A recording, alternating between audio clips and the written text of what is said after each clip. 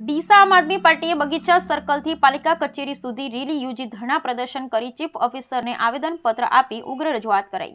ડીસા નગરપાલિકા કચેરી ખાતે 31/1/2025ના રોજ યોજાયેલ જનરલ બોર્ડમાં ભાજપના સદસ્ય વાસુભાઈ મોઢ સહિત પુત્ર હિતેશભાઈ મોઢ દ્વારા આમ આદમી પાર્ટીના સદસ્ય સાથે કરાયેલ ઓરમાયું વર્તન અને પાકિસ્તાન શબ્દનો ઉપયોગ કરાયા હોવાના આક્ષેપ સાથે આજરોજ બનાસકાંઠા જિલ્લા આમ આદમી પાર્ટી દ્વારા કાર્યકારી પ્રમુખ ડોક્ટર રમેશભાઈ પટેલની આગેવાનીમાં ડીસા બગીચા સર્કલથી નગરપાલિકા સુધી વિશાળ રેલી યોજી પાલિકા કચેરી ખાતે ચીફ ઓફિસર હાજર ન હોવાથી રામધૂન બોલાવી ધરણા પર બેસી વિરોધ નોંધાવ્યો હતો અને ચીફ ઓફિસરને આવેદનપત્ર પાઠવ્યું હતું।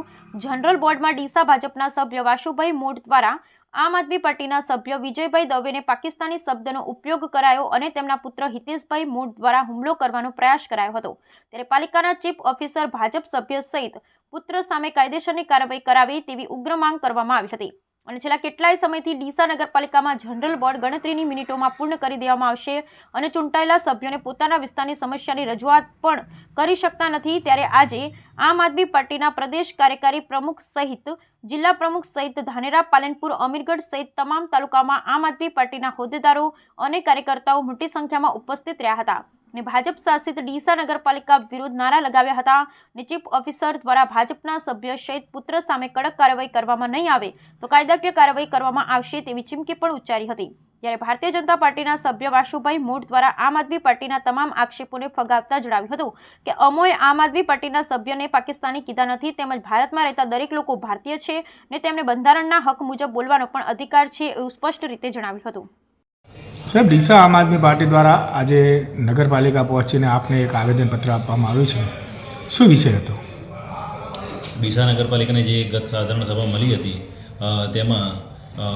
તેમાં નગરપાલિકાના નગરપાલિકાના સભાસદ શ્રી વિજયભાઈ દવે ઉપર અન્ય સભાસદ શ્રી વાસુભાઈ મોઢ દ્વારા તેમને પાકિસ્તાની કયા છે તેવો આક્ષેપ કરી અને અત્રે સમક્ષ રજૂઆત કરવામાં આવેલી છે કે અમને આવી રીતે જે બેહુદું વર્તન કરવામાં આવેલું છે, અમારી ઉપર જે કોઈ હુમલો કરવામાં આવેલો હોય તે સામે કાર્યવાહી કરવી તે સબબની રજૂઆત કરવામાં આવેલી કહેવાનું સામે આવ્યું છે અને એ લોકો આજે અહીંયા આગળ વિરોધ કરી રહ્યા છે। 31 તારીખે જનરલ બોર્ડ હતું। જનરલ બોર્ડની અંદર જ્યારે કમિટીનો વિષય આવ્યો એ વખતે આપના વિજયભાઈ દવે કે મને મેન્ડેટ આપો, એ વખતે મારે કહેવામાં આવ્યું કે ભાઈ તમને મેન્ડેટ આપો અમારે જરૂરી નથી।